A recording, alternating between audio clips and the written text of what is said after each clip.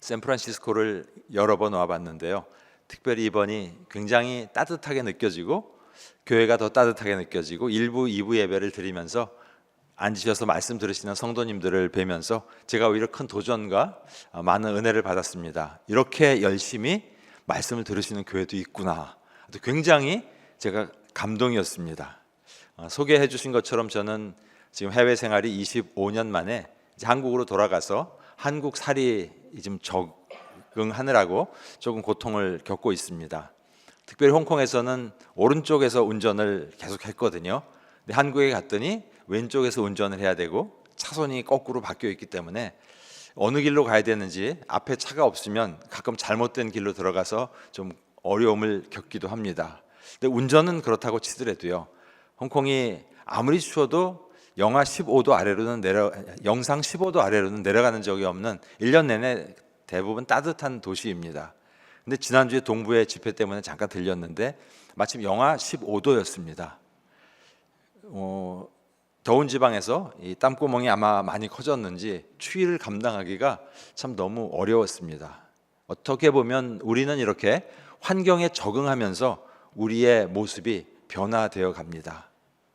우리는 복음을 들었고 복음 앞에서 하나님의 자녀로 우리의 믿음을 고백하고 그렇게 신앙생활을 했는데 지난 한 5년만 한번 돌아보시죠.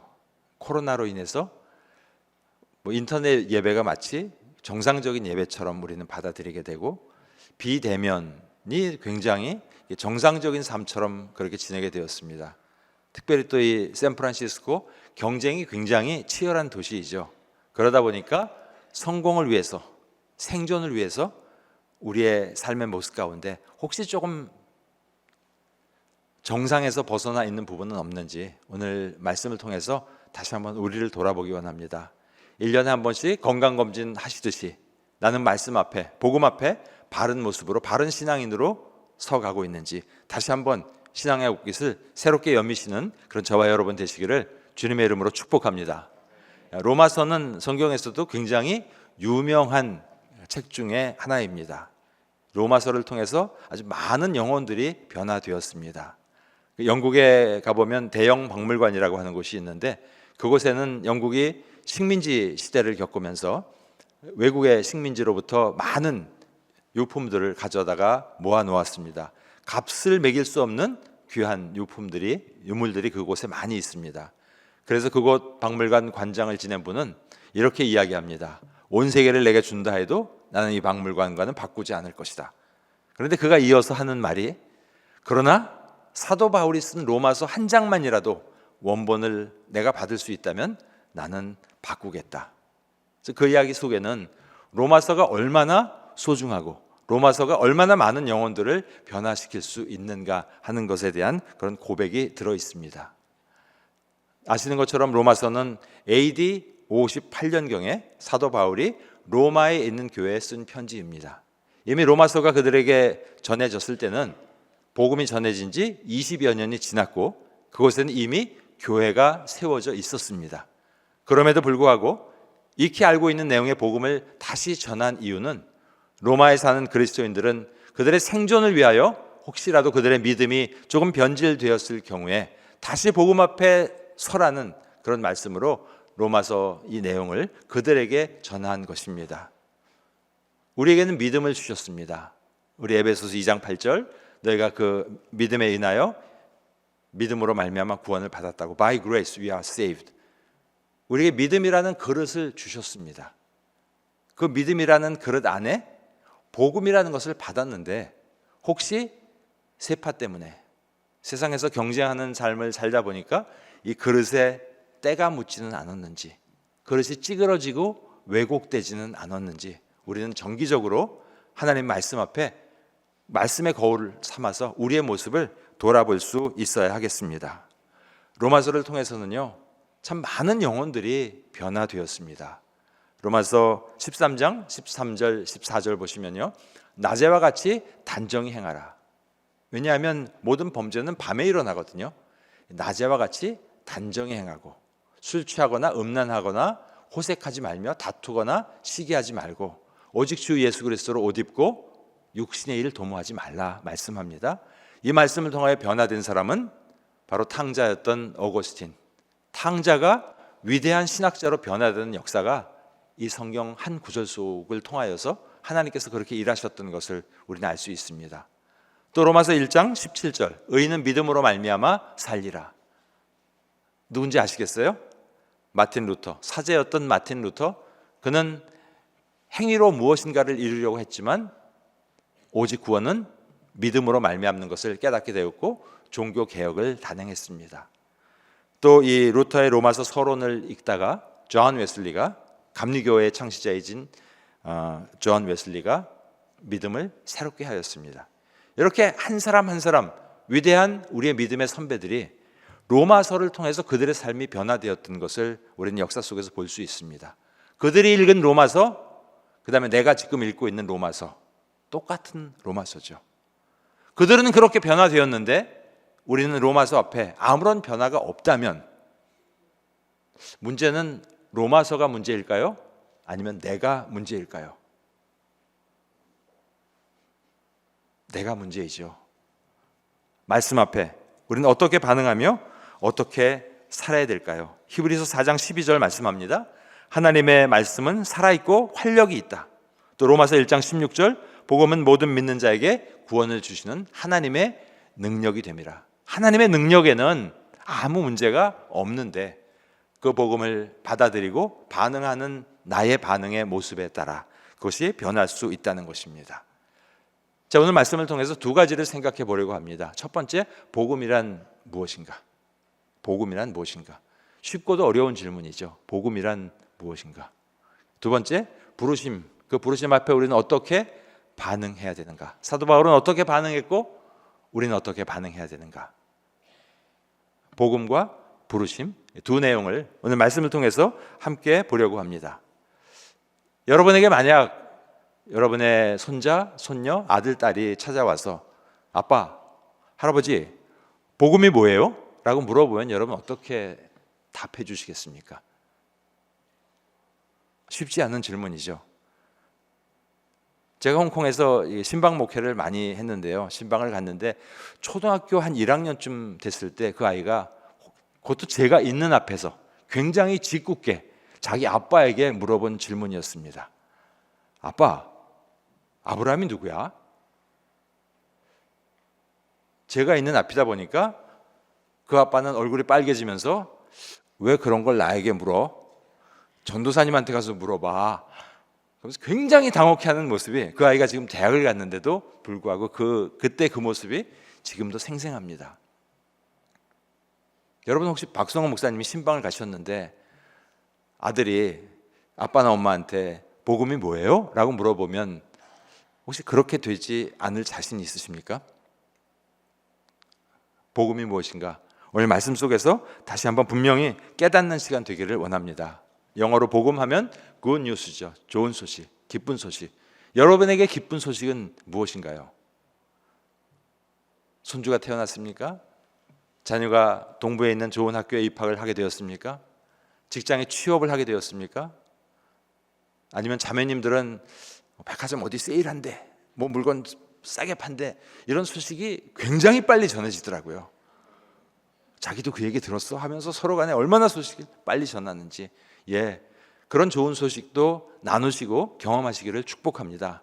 그런데 그런 좋은 소식은 일주일 아니면 길어봤자 6개월, 1년 오래 가지 못한다는 것이죠. 왜냐하면 그런 것은 하나님께로부터 온 것이 아니기 때문이라고 요한일서 2장 16절에 말씀합니다. 이는 세상에 있는 모든 것이 육신의 정욕과 안목의 정욕과 이생의 자랑이니 다 아버지께로부터 온 것이 아니요 세상으로부터 온 것이라. 세상으로 온 것들, 좋은 소식, 이것은 그렇게 오래 가지 못합니다. 그렇다면 진정한 복음은 무엇인가? 로마서 1장 1절 말씀합니다. 예수 그리스도의 종 바울은 사도로 부르심을 받아 하나님의 복음을 위하여 택정함을 입었으니, 복음은 분명히 하나님으로부터 온 것이라고 말씀하고 있습니다. 복음은 사람으로부터, 환경으로부터 오는 것이 아니라 복음은, 진정한 복된 소식은 하나님으로부터 온 것이라고 성경은 말씀합니다. 두 번째, 로마서 1장 2절. 이 복음은 하나님이 선지자들을 통하여 그의 아들에 관하여 성경에 미리 약속하신 것이라. 그리고 그 복음은 성경에 약속하신 것입니다. 사람의 약속이 아니라 하나님께서 약속하신 것입니다. 그런데 하나님께서 약속하신 이 좋은 소식이 정말 나에게 좋은 소식으로 다가오려면 먼저 내 안에 내가 얼마나 비참한 현실에 처해 있는가를 내가 깨달을 때 이 복음의 복된 소식이 진정 복된 소식으로 내게 경험될 수 있습니다. 창세기 3장에 선악과를 먹은 아담 하와로 말미암아 온 인류가 죄인이 되었다는 사실, 그들뿐만 아니라 우리의 할아버지, 아버지, 우리 자녀까지 이 세상에 태어나는 우리 모두가 죄인이라는 사실. 그런데 그 죄의 문제를 내가 스스로 행위로 말미암아 해결할 수 없다는 사실. 그리고 죽음에서 끝나는 것이 아니라 한 번 죽는 것은 사람에게 정하신 것이요 그 후에는 심판이 있으리니 우리는 영원히 멸망당할 심판을 받을 수밖에 없는 존재라는 것, 무기력해서 아무것도 할 수 없는 그런 존재라는 사실. 그러나 하나님께서 우리를 사랑하셔서 독생자 예수 그리스도를 보내주셔서 내가 갚아야 될 죄의 값을 하나님께서 친히 갚아주셨다는 사실, 그것이 바로 우리에게 복된 소식입니다. 나의 가장 비참한 현실을 깨닫고 인정할 때만이 진정 주님이 주신 복된 소식이 참된 복된 소식이 될 수 있습니다. 구약 성경에는 333번이나 메시아를 보내주시겠다는 약속이 기록되어 있습니다. 그리고 그 약속을 신실하게 하나님께서는 이루어 주셨습니다. 히브리서 1장 1절과 1장 2절 보게 되면요, 옛적의 선지자들을 통하여, 즉 구약 성경의 여러 선지자들을 통하여 하나님의 사람들을 통하여 메시아를 보내주시겠다고 약속하셨고, 1장 2절 마지막에는 아들을 통하여 신약 성경에 예수 그리스도를 통하여 이 땅에 오셨고 말씀을 선포하셨고 모든 약속을 십자가에서 이루셨습니다. 그래서 갈라디아서 4장 4절, 그 약속의 성취가 때가 참에 하나님이 그 아들을 보내사 여자에게서 나게 하시고, 여기까지 아마 이 말씀은 우리 담임 목사님을 통해서 또 교회 여러 오시는 목사님들을 통해서 아마 귀에 딱지가 앉을 만큼 반복해서 들으셨을 것입니다. 그런데 중요한 것은 그 말씀 앞에 지금도 나는 감격하며 동일한 반응으로 말씀 앞에 나아가고 있는가? 아니면 목사님 그거 그냥 30년 전의 일이에요, 저도 그때는 콧물 눈물 흘리면서 은혜 충만했어요, 이것이 과거의 일이 되어서는 안 된다는 것입니다. 마치 오늘 새롭게 예수님을 영접한 것처럼 그 구원의 감격과 그 기쁨, 내게 주신 은혜가 무엇인가를 다시 한번 기억하며 다시 한번 복음 앞에 서시는 그런 저와 여러분 되시기를 주님의 이름으로 축복합니다. 세월이 많이 지나고 특별히 목회를 하면서 이런 감동이 때로는 많이 더 사라집니다. 참 아이러니하죠, 목회를 하면서 그렇다는 것이. 그럴 때마다 저는 사람들을 만나서 제가 어떻게 예수님을 만나게 되었는지 간증을 나눕니다. 어려웠던 시절, 저의 교만했던 시절들, 주님이 어떻게 일하셨는지, 그러면 그 구원의 기쁨이 다시 새롭게 살아나는 것을 경험할 수 있습니다. 그리고 처음 예수님을 만났을 때 정말 눈물을 흘리면서 불렀던 찬양들, 그 가사들을 다시 한번 불러봅니다. 내가 처음 주를 만났을 때, 여러분 그때가 언제신가요? 있으셨죠, 분명히. 그때 그 순간을 다시 한번 기억하시며 그 은혜를 우리 마음속에 새롭게 하시기를 주님의 이름으로 축복합니다. 어렵고 힘들 때 과연 내가 어떻게 살아야 될까? 내 삶에 어떤 의미가 있을까? 고민하며 기도할 때 Because he lives, I can face tomorrow. Because he lives, all fear is gone. Because I know he holds my future, and life is worth the living just because he lives. 박성호 목사님 앞에 계시니까 찬양이 잘 안 돼요. 여러분 어렵고 힘들 때 주님을 처음 만났을 때 그 감격, 어떻게 해서든 다시금 새롭게 하시기를 주님의 이름으로 축복합니다. 저는 비행 기행기를 타면요, 찬송가 1장부터 계속 이렇게 반복해서 듣는 그런 습관이 생겼습니다. 그 찬양을 부르면서 고백하면서 주님으로부터 받은 사랑을 다시 한번 새롭게 하는 그런 시간을 늘 갖습니다. 어떤 상황 속에서도 복음을 접하신 그 감격을 잊지 않으시는 저와 여러분 되시기를 주님의 이름으로 축복합니다. 복음은 하나님으로부터 온 것입니다. 복음은 성경에 약속된 것입니다. 그리고 오늘 본문 3절 4절에 복음은 바로 예수 그리스도이시라고 말씀합니다. 3절 4절 같이 보겠습니다. 그의 아들에 관하여 말하면 육신으로는 다윗의 혈통에서 나셨고 성결의 영으로는 죽은 자들 가운데서 부활하사 능력으로 하나님의 아들로 선포되셨으니 곧 우리 주 예수 그리스도시니라. 바로 복음은 예수 그리스도이십니다. 우리 옆에 계신 분한테 한번 선포해 주시죠. 복음은 예수 그리스도이십니다. 복음은 예수 그리스도이십니다. 복음은, 복된 소식은 바로 예수 그리스도이십니다. 하나님이신 그분이 육신을 입고 태어나셨습니다. 피 흘리시기 위하여 십자가에서 죽으시고 부활하셨습니다. 성경에 모든 사람이 죄를 범하였음에 의인은 없나니 하나도 없다, 죄의 값은 사망이라고 하셨는데 죽음을 이기신 그분은 죄가 없으신 분이요, 바로 부활로 말미암아 예수 그리스도 그분이 하나님이심을 입증하신 것입니다. 그래서 십자가를 바라보실 때마다 내가 매달려야 될 저 십자가에 예수님께서 우리의 죄와, 아니 나의 죄와 사단의 사망 권세를 지시고 십자가에서 죽으셨습니다. 부활하심으로 말미암아 십자가에는 무엇이 있습니까? 나의 죄,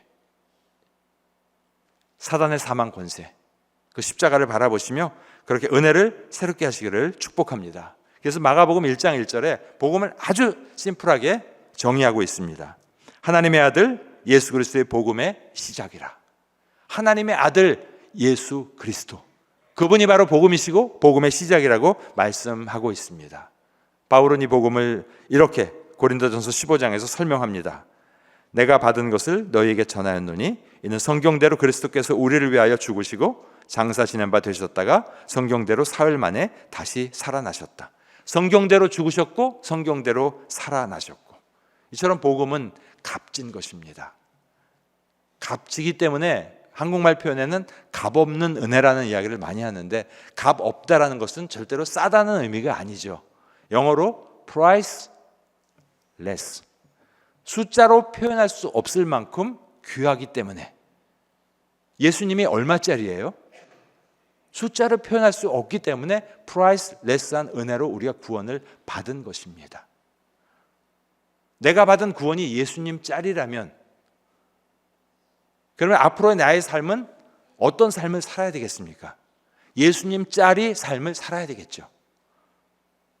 내가 받은 구원은 예수님 짤인데 프라이슬레스한 은혜로 받았는데 나의 삶은 마치 100원짜리 삶을 산다면 나는 주님으로부터 받은 프라이슬레스한 은혜를 100원이라고 생각하는 것입니다.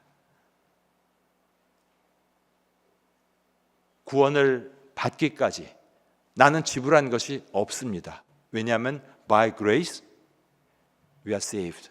우리는 은혜로 말미암아, 은혜로, 믿음으로 말미암아 구원을 받았습니다. 하나님의 자녀가 되는 데는 아무런 값을 치룰 이유가 없습니다. 예수님께서 십자가에서 다 값을 치루어 주셨기 때문에. 그러나 중요한 것은 이제부터 참 그리스도인으로 세상 속에서 하나님의 자녀로 삶을 살아내기 위해서는 우리가 값을 치르며 살아야 된다는 것.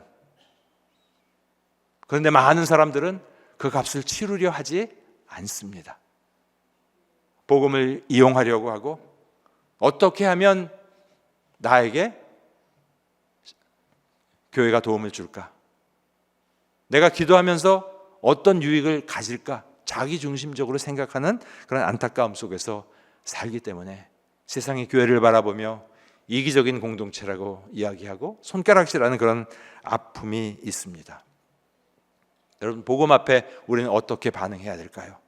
사도 바울은 어떻게 반응했을까요? 로마에 있는 그리스도인들은 어떻게 반응했을까요?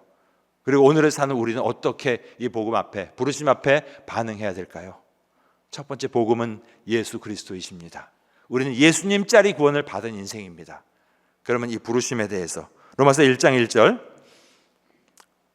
예수 그리스도의 종 바울은 사도로 부르심을 받았다. 우리는 바울이 사도로 부르심 받은 것에 대해서 이미 알고 있습니다. 그런데 그를 부른 부르심은 어떤 부르심이었을까? 그가 부르심을 받았을 때 그의 사회적인 신분이나 그의 스펙은 어떠했을까? 어디다가 내놔도 부족함이 없는 그런 탁월한 스펙이었습니다. 산헤드린 공회원이라는 것은 지금의 상원의원이라는 것이죠. 가말리엘 문화생이라는 것은 아이비리그에서 박사학위를 받은 그런 사람이었습니다. 또 그의 집은 부잣집이었습니다. 다소에 있는 그의 집이 아직도 좀 유물로 남아있는데 가보면 그의 아버지 때부터 부자였던 것을 알 수 있습니다. 또 로마 시민권을 가지고 있었습니다. 또 영적으로는 어떠했는가? 종교적으로는 빌립보서 3장 5절에 보면 나는 8일 만에 할례를 받고 이스라엘 족속이요 베냐민 지파요 히브리인 중에 히브리인이요 율법으로는 바리새인이다. 이 바리새인이 어떤 사람인지는 이스라엘을 한번 여행해 보시면 이 바리새인의 권위를 아실 수 있습니다. 그리고 3장 6절에 그가 자신에 대해서 이렇게 이야기합니다. 율법의 의로는 흠이 없는 자라. 세상적인 스펙이나 종교적으로 봤을 때 전혀 책잡을 것이 없는 그런 완전한 사람이었습니다. 사람들은 그를 바라보면서 부러워하는 그런 인생이었죠. 그러나 3장 7절 8절 넘어가면서 예수 그리스도를 아는 지식, 그가 예수님을 만나고 예수 그리스도를 아는 지식과 자기의 스펙과 비교해 봤더니 자기의 모든 스펙은 다 배설물 같았더라. 자기 자신을 그는 새롭게 발견했습니다. 우리 모두는 내가 누구인가를 분명히 알아야 합니다. 저는 홍콩에서 제자 훈련을 열심히 하는 교회였습니다. 훈련을 3년을 하게 되는데요. 첫 번째 1년 동안의 주제가 나는 누구인가? 예수 그리스도 안에서. 나는 예수 그리스도 안에서 누구인가? 죄인이었고 구원이 필요한 존재고, 그리고 그 다음에는 나는 누구인가? 교회 공동체 안에서. 왜 구원받은 나를 그냥 혼자서 살게 내버려두지 아니하시고 공동체를 모이게 하셔서 공동체 안에서 하나님의 나라 확장되는 일을 우리 교회를 통해서 일하게 하실까? 교회 공동체 안에서 나는 누구인가? 여기까지만 하면 세상이 말하는 얌체가 됩니다. 교회만을 위한 그리스도인. 그리스도인은 거기서 더 나가야 되죠. 세상 속에서 나는 누구인가?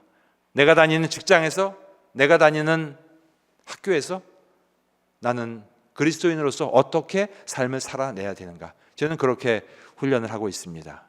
작은 교회입니다만 최선을 다해서 동남아 여러 지역에 선교와 또 홍콩 지역사회를 섬기는 그런 일을 해왔습니다. 여러분 자신에게 한번 물어보십시오. 나는 누구인가? 예수 그리스도 안에서. 나는 누구인가? 이 교회 공동체 안에서. 또 세상 속에서 나는 어떻게 살아야 되는가? 어떤 직업으로 보자면 뭐 의사도 있고 변호사도 있고 자영업자도 있고, 그런데 이 샌프란시스코를 와 봤더니요, 저도 굉장히 살고 싶더라고요. 너무 좋아요. 그때 목사님께서 여기 사시려면 웨더 텍스를 많이 내셔야 돼요. 날씨 좋은 만큼 비용이 많이 들어간다고. 다른 도시에서는 샌프란시스코에서 산다 그러면 아, 그분 성공하셨구나 이렇게 이야기합니다. 저도 홍콩에 있는 성도들을 이렇게 보면요, 타 지역에 있는 분들이 성공하신 분들이 계시는군요. 네, 여러분 성공하셨습니다. 옆에 계신 분한테 한번 알려주시죠. 성공하셨습니다. 성공하셨습니다. 그냥 웃자고 하는 이야기가 아닙니다. 여기는 아무나 살 수 있는 도시가 아니더라고요. 여러분 성공하셨습니다. 그런데 중요한 것은요, 성공의 자리에 멈춰 계시면 안 된다는 사실. 성공의 자리에서 우리는 사명의 자리를 바라볼 수 있어야 합니다. 성공에서 그치지 마시고 이 자리에서 내가 해야 될 사명이 무엇인가를 바라보실 수 있기를 주님의 이름으로 축복합니다. 사도 바울이 바로 그랬던 사람입니다.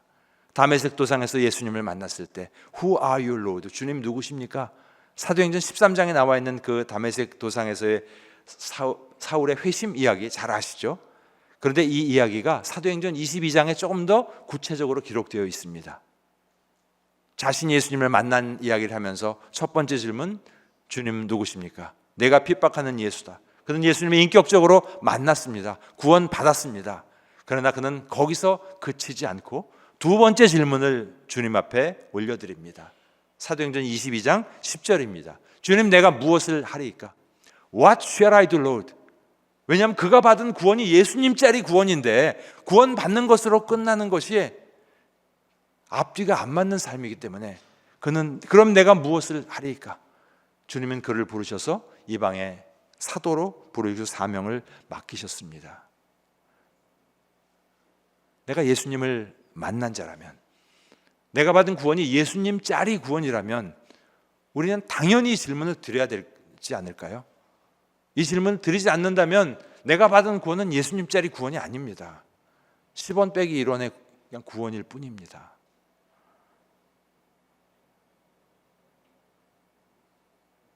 저는 30대 초반에 예수님을 뜨겁게 만났습니다. 주님, 제가 무엇을 하리이까? 저 같은 자도 주님 불러서 쓰실 수 있다면 주님 제 삶을 드리겠습니다. 그랬더니 아주 바로 부르시더라고요.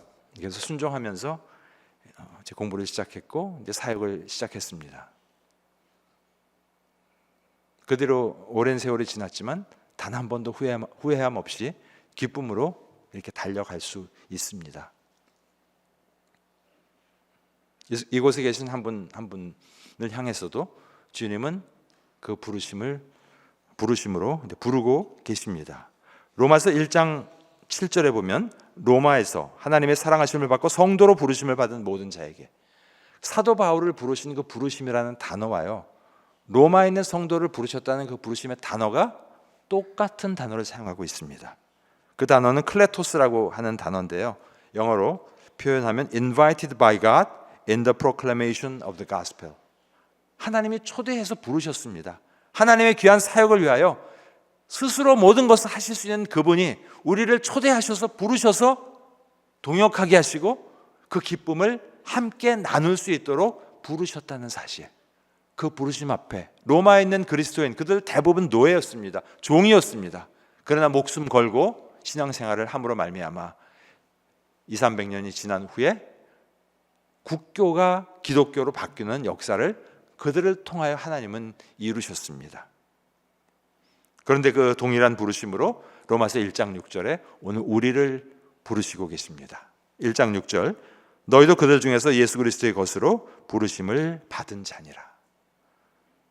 물론 1차적으로 로마에 있는 그리스도인에게 보낸 편지이지만 2차적으로 오늘 이 자리에서 예배를 드리고 있는 우리를 부르신 부르심, 사도 바울을 부르신 부르심, 로마에 있는 그리스도인을 부르신 그 부르심, 그리고 오늘 1장 6절의 부르심이라는 단어는 클레토스, 다 동일한 단어를 사용하고 있습니다. 그 부르심 앞에 순종한 사도 바울과 로마에 있는 그리스도인들을 통해서 복음은 우리에게까지 전해져 왔습니다. 그렇다면 우리도 당연히 주님, 내가 무엇을 하리이까? What shall I do, Lord? 이것을 주님 앞에 물어보아야 하고 그 부르심 앞에 아름답게 반응해야 될 책임이 우리에게 있다는 것을 여러분 기억하시며 나가시기를 주님의 이름으로 축복합니다. 빌립보서 2장 13절에 너희 안에서 행하시는 이는 하나님이시니, 하나님이 우리 안에서 행하신대요. 어떻게? 자기의 기쁘신 뜻을 위하여, 하나님이 기뻐하시는 뜻이 있으신데 그것을 이루시기 위하여 우리에게 소원을 주셨습니다. 이 소원이라는 단어 원어로 찾아보면 하나님의 뜻이라는 단어입니다. 우리에게 주신 소원 앞에 순종함으로 말미암아 하나님의 귀한 자에게 동역하게 부르시는 하나님의 부르심. 주님, 제가 무엇을 하리이까? 이렇게 반응하시면서 하나님의 부르심 앞에 반응하며 나가시기를 주님의 이름으로 축복합니다. 우리가 왜 히스토리, 역사를 아마 가끔 목사님들이 설교하실 때 히스토리는 His story, 그분의 이야기야, 이런 이야기 한번 들어보셨죠? 역사는 그분의 이야기입니다. 제가 홍콩에 가서 홍콩의 역사를 좀 공부를 해봤거든요. 그랬더니 홍콩의 역사 속에서 하나님의 이야기가 빼곡하게 들어있는 것을 발견하고 너무나 놀랐습니다. 아편전쟁이라는 이야기 들어보셨죠? 아편전쟁, 1차 아편전쟁, 2차 아편전쟁을 통해서 참 많은 사람이 죽었고 굉장한 아픔이었습니다. 그러나 그 아픔 가운데서 하나님께서는 일하셨습니다. 1차 아편전쟁을 통해서 최초의 선교사가 들어올 수 있도록 허락이 되었습니다. 2차 아편전쟁을 통해서 기독교가 공인되도록 하나님께서는 일하셨습니다. 그렇게 보면 역사 아무것도 아니고 아편 때문에 싸운 것 같은데 그 속에서 일하시는 하나님의 이야기가 기록되어 있습니다. 그래서 역사는 그분의 이야기입니다. 그렇다면 우리의 개인적인 퍼스널 히스토리 속에서 하나님은 우리가 어떤 이야기를 써 내려가기를 원하실까요?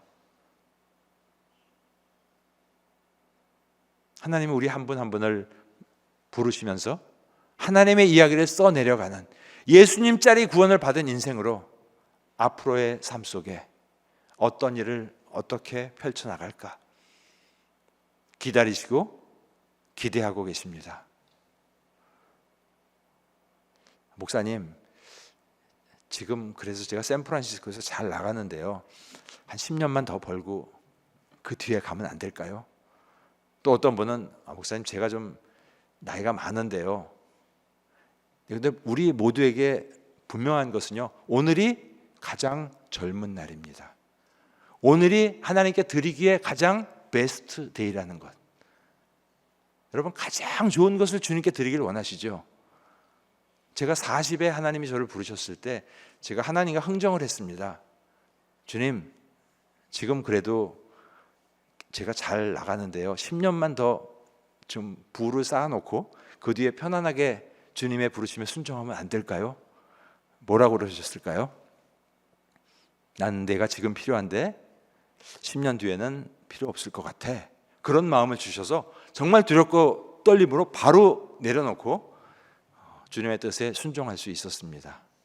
지금 돌아보면요, 10년을 더 사업을 하고 그때 신학교에 갈 수 있었을까? 돌아보면 그때가 베스트 타이밍이었습니다. 제가 65세에 은퇴를 하고 이제 선교를 하겠다고 장로님들께 말씀을 드렸더니 뭐 교회가 난리였습니다. 그래서 70까지 다 채우면 선교지에 마음대로 돌아다닐 에너지가 없을 것 같아서 조금 더 젊었을 때 많이 다니면서 선교하고 싶어서 일찍 은퇴하니까 그렇게 나를 좀 자유롭게 놓아달라고 장로님께서 그렇게 하시고 놓아주셨습니다. 한 교회에서 17년을 목회를 하다 보니까요, 이제 몇 년 더 하는 거 별로 어렵지 않아요. 그냥 거의 같은 루틴으로 갈 수 있거든요. 과연 그게 주님이 기뻐하시는 일일까? 조금 더 액티브하게 뭔가 할 수 있을 때 더 주님 앞에 드리면 주님이 더 기뻐서 쓰시지 않을까? 그러면서 이제 작년 말로 정리하고 이제 선교지 다니면서 강의하고 그렇게 사역을 하고 있습니다. 저의 관심은 주님 앞에 섰을 때 그때는 부끄러움 없어야지. 우리 왜 교회 학교 때 불렀던 찬양 있잖아요. 이 다음에 예수님을 만나면 우리 뭐라 말할까? 내가 받은 구원은 예수님 자리인데, 그렇게 엄청난 프라이슬레스한 은혜를 내가 받았는데 나의 삶은 나만을 위한 삶, 내 교회만을 위한 삶, 이렇게 산다면 너무 얌체 아닐까? 주님 앞에 부끄럽지 않을까? 어떻게 하면 주님이 원하시는 일을 감당할까? 주님, what shall I do, Lord? 오늘 이 자리에 함께 하신 한 분 한 분의 주님을 향한 고백도 동일한 고백을 올려드리시고 그렇게 인도함 받으셔서 주 앞에 귀하게 쓰임받는 한 분 한 분 되시기를 주님의 이름으로 축복합니다. 우리 같이 한번 기도하겠습니다. 사랑하는 아버지, 감사를 드립니다. 오늘도 예배자로 불러주시고 다시 복음 앞에 섭니다. 생존을 위해서 살면서 혹시 우리의 생각이 어그러지고 우리의 신앙이 이기적인 모습으로 변질되지는 않았는지 복음이라는 거울 앞에 우리가 받은 예수님짜리 그 구원에 다시 한번 앞으로의 삶을 어떻게 주님을 바라보며 살아야 될지, 세상 속에서 어떻게 그리스도인으로 삶을 살아내야 될지 다시 한번 돌아보는 시간 되게 하여 주옵소서. 사도 바울이 그렇게 주님 앞에 물었던 것처럼 우리 또한 What shall we do, Lord? 주님 앞에 담대히 묻고 나를 향하신 주님의 부르심 앞에 온전히 헌신하며 주님의 뜻을 이루게 하옵소서. 2025년 한 해도 주님께 초점 맞추는 그런 한 해가 되도록 은혜를 베풀어 주옵소서. 감사드리며 예수 그리스도의 존귀하신 이름으로 기도드립니다. 아멘.